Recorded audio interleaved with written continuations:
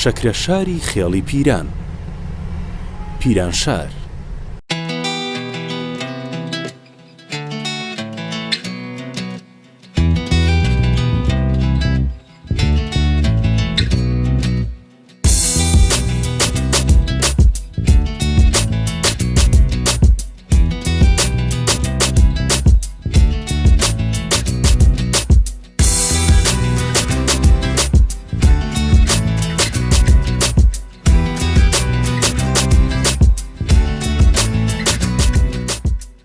پیرانشاریان خانێ یەکێکە لە چواردە قەزاکەی پارێزگای ورمێ و لە بەشبەندی جوگرافیاییدا سەربەناوچەی موکریانە. ئەم شارە لە باکوورەوە لەگەڵ شارەکانی شنۆ و نەغەدا، لە باشوورەوە سەردەشت، لە ڕۆژهەڵاتەوە مەهاباد و لە ڕۆژاواشەوە لەگەڵ هەرێمی کوردستان دراوسێ و هاوسنوورە. بەپێی دوایین سەرژمێریەکان ژمارەی دانیشتوانی نزیکەی 7,000 کەسە. لەسەر مێژووی ناوچەی پیرانشار ڕاوبۆچوونی جیاواز هەن. خەڵکی ناوچەکە بەگشتی بە پیرانشار دەڵێن خانێ. هۆکارەکەشی بۆەوە دەگەڕێتەوە پێشووترە و ناوچەیە ناوی خانێ بووە و دواتر لە ساڵی 1970ەوە ناوی گۆڕاوە بە پیرانشار، چونکە هۆزی پیران لەو ناوچەیەدا نیشتەجێن.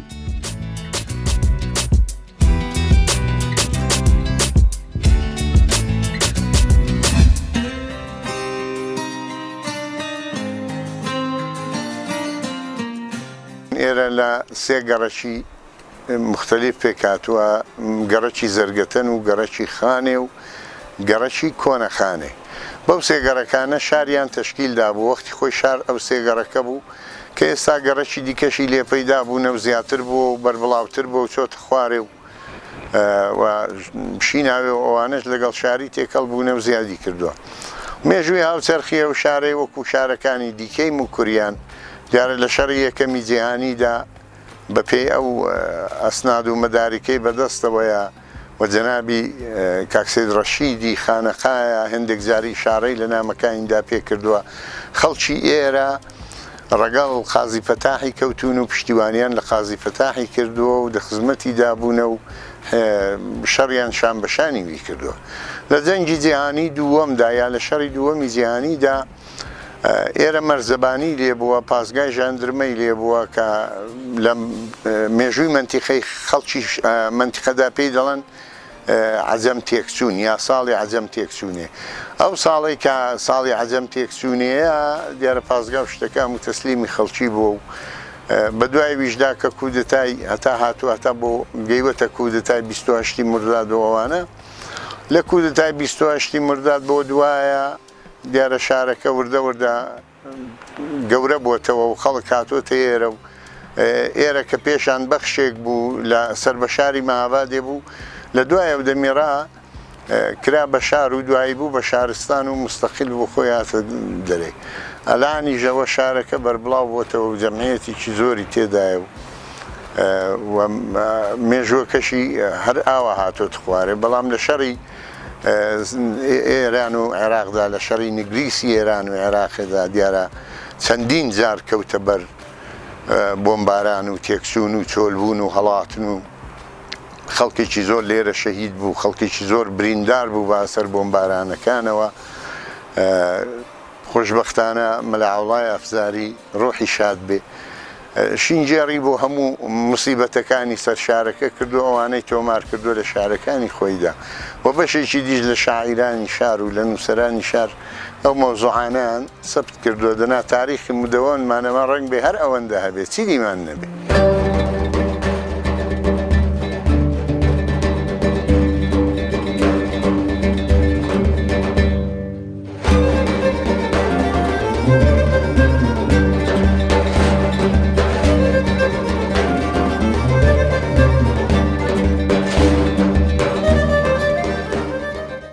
ئابووری پیرانشار لەسەر دوو تەوەری سەرەکی بازرگانی و کشتوکاڵ دەسوڕێن. ئاوی زۆر و خاچی بەپید بوونەتە هۆی ڕمێنی کشتوکاڵ لە ناوچەکەدا و بەشێکی زۆری خەڵک سەرقاڵی کشتوکاڵن. هاوسنووری و نزیکبوونیشی لەگەڵ هەرێمی کوردستان، هەروەها هەبوونی سنووری فەرمی تەمەرچیان حاجی ئۆمەران مامەڵە و بازرگانی لەگەڵ هەرێمی کوردستان دەکرێ و ئەوەش سەرچاوەیەکی داهاتی ئابووری ناوچەکەیە.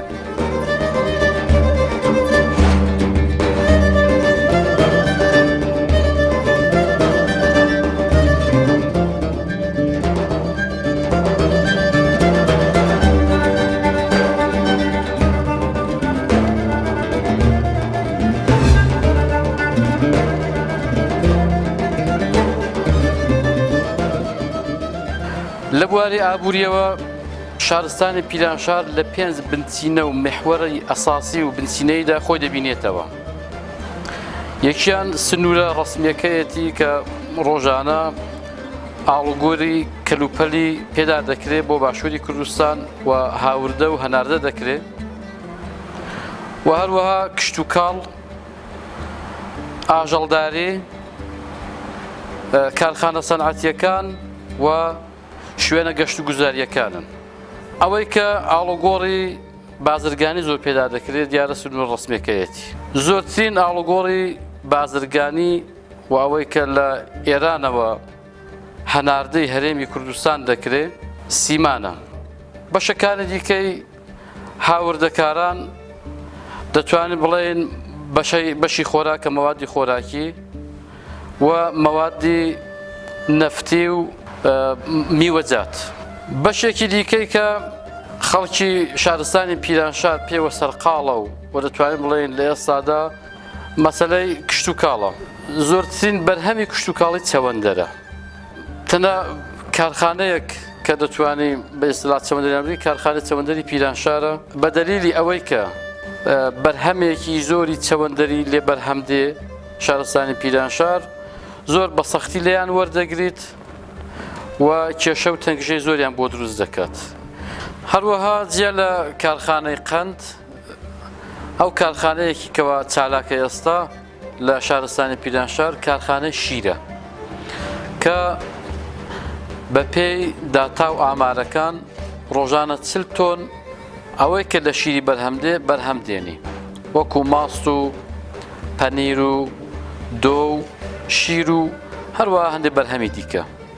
ساڵانە 2000 تۆن لەو بەرهەمە شیریە دەفرۆشرێت کە لە دوو شوێندا بەرهەمی خۆی ئەو کارخانەیە بەرهەمی خۆی دەفرۆشێ.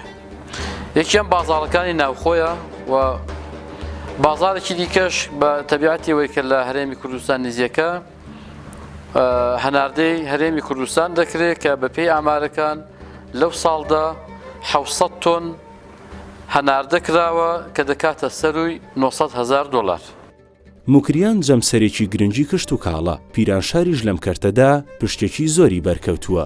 چەوەندەر و گەنم دوو بەرهەمی سەرەکیم ناوچێن و بەپێی ئامارە فەرمیەکان 15 چەوەندەری ئێران لە پیرانشار دێتە بەرهەم. جوتیارانی پیرانشار ساڵانە لە سەرەتای مانگی 3 دەست دەکەن بە خەتکێشانی زەویەکانیان و دواتر تۆوی دەکەن. لەبەرەوەی کە بەرهەمی چەوەندەر پێویستی بە ئاوی زۆرە و پیرانشاریش لەم بوارەدا دەوڵەمەندە بە سەرچاوی ئاوی زۆر، بۆیە بەرهەمی چەوەندەر سەرکەوتنی باشی لەو ناوچەیەدا بەدەزێناوە.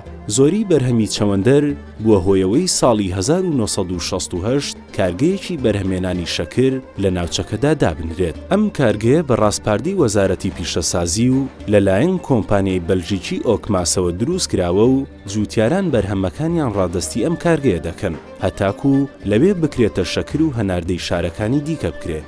لە دوای چەوەندەر گەنم زۆرترین زەوی کشت و کاڵی پیرانشاری بۆ خۆی تەرخان کردووە. ساڵانە لە هەردوو بەشی دێم و بەراودا نزیکەی 70,000 تۆن گەنم دێتە بەرهەم.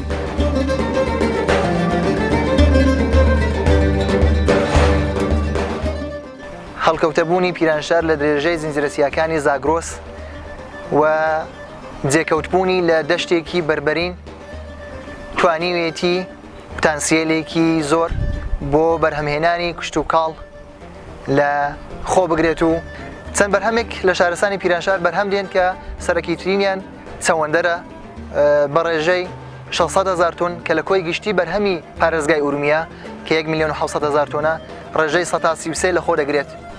لە پلەی دووەم کشتی گەنمان هەیە کە ڕێژەی 70,000 تۆن لە خۆ دەگرێت و پلەی دووەم لە پارێزگای ئورومیە دوای شارستانی بۆکان لە خۆ دەگرێت. ڕێژەی ئەو زەویانەی کە دەستنە ژێر چاندنی چەوەندەر مەزەندەی 4500 هکتاری بۆ کرابوو کە زیادی کردو بۆ 8,000 هکتار کە بۆتە هۆکارێک لە کێشەکانی چەوەندەرکارانی پیرانشار. هەروەها ڕێژەی چاندنی گەنم لە پیرانشار 14,500 هکتار گەنمی ئاویمان هەیە و 12,900 هکتار گەنمی دێمی. بەرهەمی سێهەم کە خەریکە شۆڕشێک وەرچەرخانێک لە ئابووری پیرانشار پێکدێنێت باغداریە کە گۆڕانی وەرزێری بۆ باغداری هەلو دەرفەتێکی زێڕین ساز دەکات بۆ پتانسێلەکانی پیرانشار بۆ هەناردەکردنی بەروبوومەکانی پیرانشار. ڕێژەی نزیک بە 40 بۆ 45,000 تۆن سێو ساڵانە لە شارستانی پیرانشار پێک دێت و چەند هزار هکتارێک کە ڕنگ بێهێستا کۆی دێتاکەی بەدەست نەهات بێت، چەند هزار هکتارێک کە تەمەنی مامناوەندیان 5 بۆ 15 ساڵە بەرهەمێکی زۆر بە پیت بۆ پیرانشار دەبێت.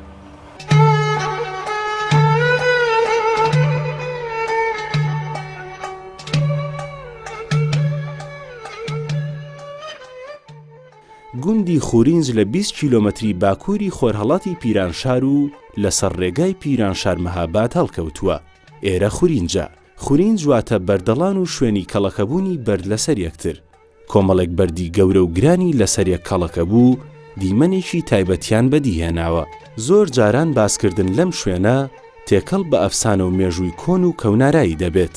هەر بەشێک لەم بەردەڵانە لەلایەن خەڵکی ناوچەکەوە ناوی تایبەتیان بۆ دیاری کراوە، وەک سێچێل، بەردەمەلا، بەردە سووران، بەردبەران، بەردسابات.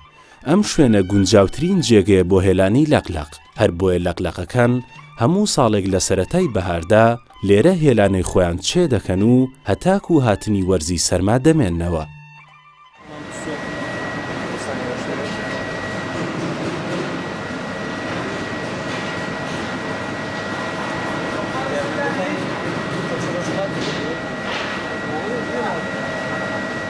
فراوانی و گرنگایەتی بەشی کشت و کاڵ لە پیرانشار بۆتە هۆی ئەوەی هەوڵ بۆ دابینکردنی لانی کەم بەشێک لە ئامراز و پێداویستیەکانیان بەشە بدرێت.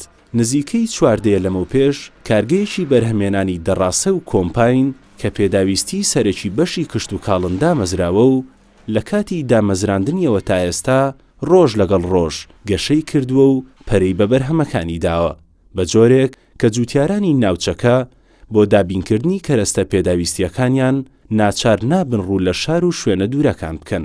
هەر لێرە پێداویستیەکانی خۆیان دەکڕن. کارگەکەش لەم ساڵانەدا بەهۆی گەشە سەندنیەوە توانیوێتی لە دەرەوەی پیرانشاریش کڕیار بۆ لای خۆی ڕابکێشێ.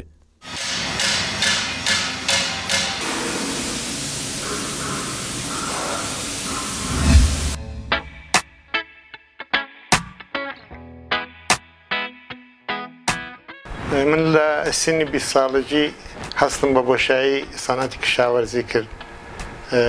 هەر بە مناسبەتەوە لە ئاوایی کولیچی کە بۆ خۆم خەڵکی بوومە کاری کشاوەرزیم دەکرد، دەستم کرد بە داهێنانی دەڕاستەی پێشی تراکتۆر کە دەستگایەکی پیچیدەشە و کارایشی زۆر بەبێ ئەمراز و بەبێ وەسایل ئەو کارم دەست پێ کرد. پاشەوەی کە کارەکەم بە مۆفەقێت ئەنجام بوو، مۆردی استقبالی کشاوەرزان قەراری گرت و بۆ باعیسی دڵگەرمی من بۆ ئەو کارەی. هەر بە دواییدا خەرمەنکوبی پشتی تراکتۆری و پۆمپی ئاو کە هەمویان هەر داهێنانەکان جەدید بوو، ئەوانش بە دواییدا یەک بە دوای یەک دەستم بە تۆلیدی کرد و مۆردی استقبالی کشاوەرزان قەراری گرت و باعیس بوو کە بتوانم پەرە بە کارەکانم بدەم. دەو ئاڵێدا کە دیتم لە ئاوایی جێم نابێتەوە تەرەفداری ئەو کارەی زۆرە و مشتریم زۆرە، ساڵی 69 لە شاری پیرانشار کارگایەکی سکۆڵم پێکێنا. ئەم نەگە پێم لەو کارەینا پیرانشار شارێکی وانە بوو کە بڵێ تراشکاری لێبێ، سەنعاتگەری لێبێ بۆ سوورەدەی شارێکی دواکەوتو بوو لە نەزەر سەنەتی. بەڵام باو لە قوتی خۆی ئەمە توانیمانە ئەوەندە ئوستادکاری باش تربیەت کەین کە شارەکەمان ئەلان لە نەزەر سەنعەتیەوە لە شارەکانی دەوروبەری خۆی زۆر پێشکەوتوترە. ئەکسەری ئامرازی کشاوەرزی لە خودی پیرانشاری تۆلید دەبێت. هەتا بۆ ئەوەڵین بارە کۆمباین لە ئێرانی کۆمباینێکی 100% وەتەنی بتوانێت لە کشوێرێکی تۆلید بکرێت ئان لە پیرانشاری تۆلید دەکرێت.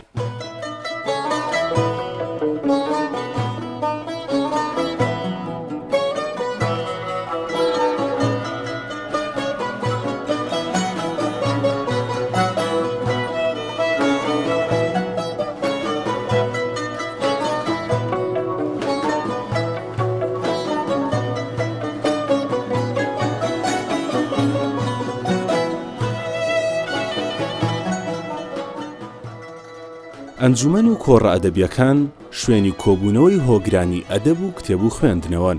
لەم ساڵانەی دواییدا لە هەموو شار و ناوچەکانی ڕۆژهەڵاتی کوردستان ئەنجومەنی ئەدەبی دامەزراون و چالاکی هزری و فکریان تێدا ئەنجام دەدرێت.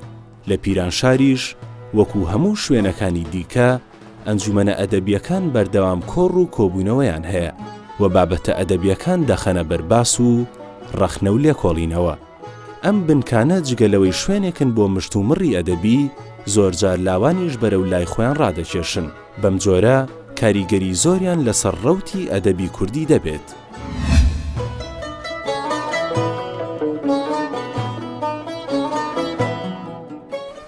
دامەزرانی ئەنجومەنی ئەدەبی دەگەڕێتەوە بۆ ئەو پرۆژەی دامەزراندنی ئەنجومەنەکان لە هەموو ڕۆژهەڵاتی، یعنی دەوروبەری ساڵەکانی 76 تا 78 کە دیارە پیرانشاریش یەکێک لەو شارە پێشەنگانە بووە کە ئەنجومەنی ئەدەبی دامەزراندوە. دەوروبەری 17 ساڵە ئەو ئەنجومەنە خەریکی کار و چالاکی ئەدەبی و فەرهەنگیە کۆمەڵێک بەرنامەی زۆر باشی بەڕێوە بردوونە. نمونەی هەرە بەرچاویان دوو فستیواڵی شێعری هاوچەرخی کوردیە، جگە لەوانە کۆڕێکی ڕێزگرتن بۆ شێعری هاوچەرخی کوردی و کۆمەڵە کۆڕ و کۆبوونەوەی دیکانەی بەڕێوە بردوونەوە کو ئێوارە شێعر و ئێوارە چیرۆک و شەوە شێعر و کۆڕی ڕێزگرتن بۆ شاعیرانی ناوداری کورد وەکو کۆڕی ڕێزگرتن بۆ مامۆستا گۆران. کۆمەڵێک کار و چالاکی دیکانی کردوونە لە بواری فولکلۆردا. سێدانە فستیواڵی فولکلۆری بەڕێوە بردووە، ئەڵبەتە فستیواڵی زانستی لەسەر فولکلۆری کە پێمابی جیاواز بۆ لە تەواوی ئەو فستیواڵانێکە لەسەر فولکلۆری بەڕێوە چوونە. جگە لەوەی گۆڕینەوەی ئەزموونی تاکە کەسیەکان لە نێوان ئەندامانی ئەنجومەنی ئەدەبی و هەروەها ئەنجومەنە ئەدەبیەکانی دیکە، چونکە یەکێکی دیکە لە ئامانجەکانی ئەنجومەنی ئەدەبی پەیوەندی ئەنجومەنی ئەدەبی لەگەڵ ئەنجومەنی ئەدەبی شارەکانی دیکەی ڕۆژهەڵات بووە و دەتوانین بڵێن پەیوەندی ئەنجومەنی ئەدەبی نەک هەر بەرتەسکی بکەینەوە بڵێن ڕۆژهەڵات، بە گشتی لەگەڵ تەواوی ئەنجومەنە ئەدەبیەکان و پەیوەندی لەگەڵ نووسەران و شاعیران و کەسانی کە کاری ئەدەبی دەکەن. بۆ ئەو ئەندامانی کە تازە دێنە ئەنجومەنی ئەدەبی ڕەنگە یەکێک لە ئامانجەکانی ئەنجومەنی ئەدەبی پەروەردەکردنی ئەو ئەندامانە و هەروەها هاندانیان بۆ نووسین، یارمەتیدانیان بۆی کە بابەتەکانیان لە گۆڤار و هەفتەنامە و ڕۆژنامەکاندا بڵاو بکرێتەوە.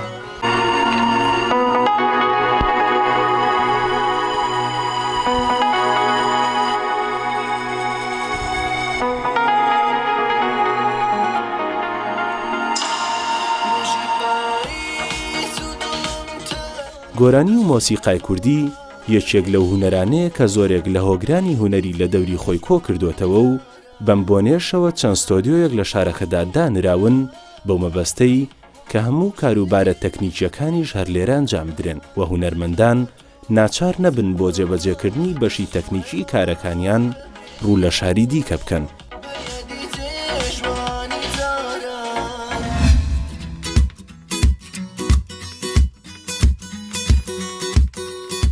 ئەو ستۆدیۆیە دروستە لە شاری پیرانشارە و لێرەمە فعالیت دەکەین، بەڵام تایبەت نییە بۆ شاری پیرانشار، بۆ هەموو چوار پارچەی کوردستان کارمان کردو وەک هەولێر و سلەیمانی و سنە و هەموو شارەکان مەهاباد و حتا لەگەڵ هونەرمەندە فارسەکانیش یا هونەرمەندە کوردەکانی دەرەوەی وڵاتیش هاوکاریمان هەیە و کاری زۆر باشیشمان بەدەستەوەی. دیارە لە پیرانشار ستۆدیۆی دیشی لێیە کە مەشغوڵن بە کاروباری هونەریەوە. کاک سەید ئەحمەدی حاجەتمەند لە ستۆدیۆ لایف لە بواری سینەمادا چەند کەسێکی باشمان هەیە کە خەڵکی پیرانشارن. لوقمانی سخەنوەر تەدوینکارێکی پرۆفێشناڵە و هاوکاری لەگەڵ چەند کارگەردانی باش هەبووە. کاک قادر قادری دەنگەڵگرێکی پرۆفێشناڵە و کاک کامیابی ئەمینە شاعری تەڕاحی سەحنەیە. لە بواری شانۆشدا پیرانشار زۆر چالاکی هەیە و شانۆی منداڵان، شانۆی تەنز.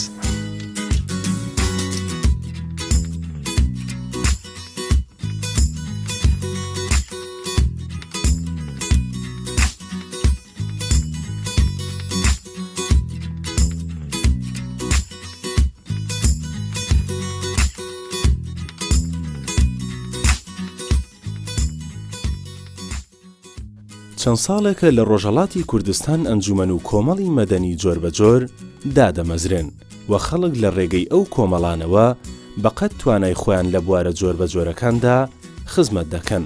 کۆمەڵەی ژینگە پارێزەکان لەوانن کە لە هەموو شارەکان پێگاتون و هەوڵ بۆ پاراستنی ژینگە و لادانی مەترسیەکان لەسەر ژینگەی کوردستان دەدەن.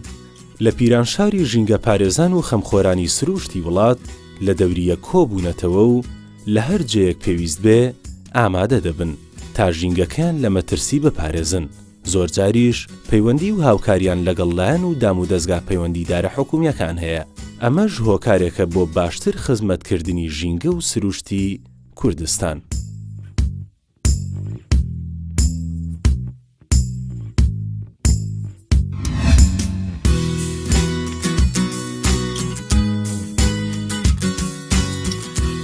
ئێمە لە ناوچەی پیرانشار بەهۆی هەبوونی سەرچاوەی ئاوی یەکجار زۆر کە هەڵکەوتەی ناوچەکە بەهۆی هەبوونی چێوەکانی زاگرۆز بە تایبەت چێوەکانی قندیل هەیەی سەرچاوەی زۆرێک لە چۆمە هەرە گەورەکانی کوردستانە وەک چۆمی زەی گەورە و بچووک چۆمی لاوێن یا چۆمەکانی دیکە.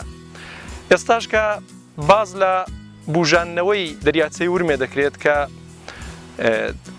زۆربەی بەرنمەکان لەسەر گواستنەوەی ئاوی پیرانشارە بۆ دەریاچەی ورمێ. هەمومان دەزانین کە دەریاچەی ورمێ کێشەیەکە کە ناتوانانی پەیوەستی بکەی بە ورمێ یا بەو شارانەی کە لە دەوروبەری دەریاچەکەنە و ئێمەش ناتوانین خۆمان لە خەسارەکانی وشکبوونی ئەو دەریاچەیە بدزینەوە. بەڵام ئەوەی کە کارەکان تا چ ئەڕادەیەک بە ئاستی زانستیدا تێدەپەڕن یا ئایا ئێمە بۆی کە دەریاچەی ورمێ نەجات بدەین لە وشکبوون ئایا لە شوێنەی دیکە خەساری ژینگەیی دیکە بەباردێنین یانە، ئەوە کاری ئێمەی زۆر قورس کردووە. بە تایبەت کە ئەو کارە پەیوەندی لەگەڵ دەسەڵاتەوە هەیە و ئەوەی کە ئێمە بتوانین هاوسەنگی لە ناو دەسەڵات و ئەو هێزە مەدەنیە کە دەیهەوێت ژینگە بپارێزیت کە سەرمایەی هەموو نەوەکانی ئێستا و داهاتوویە کارێکی گرنگ و لە هەمان کاتدا کارێکی زۆر ئەستەمە. یەکێک لەو کێشانەی بە تایبەت لە ساڵانی ڕابردوودا تووشی ژینگەی کوردستانی ڕۆژهەڵات بووە سووتانی دارستان و پاوانەکان بووە. بەخۆشیەوە ژینگە پارێزان جێپەنجەیان بە جوانی دیارە لەسەر کوژانەوەی ئاگرەکان بە تایبەت ئەو ئاگرانەی کە لە دارستانەکانی ناوچەی نێوان پیرانشار و سەردەژ ڕوویان داوە و بە هاوکاری ئاگرکوژێنەوەکان و ئیدارەی جەنگەڵبانی و ئەوانە ئێمە توانیمان ڕۆڵەکی یەکجار زۆر بەرچاومان هەبێ و ڕێژەی سووتانی دارستانەکان بگەین نەکەمترین ئاست بە نیسبەت پێش دەستپێکی چالاکی ژینگە پارێزانی پیرانشار.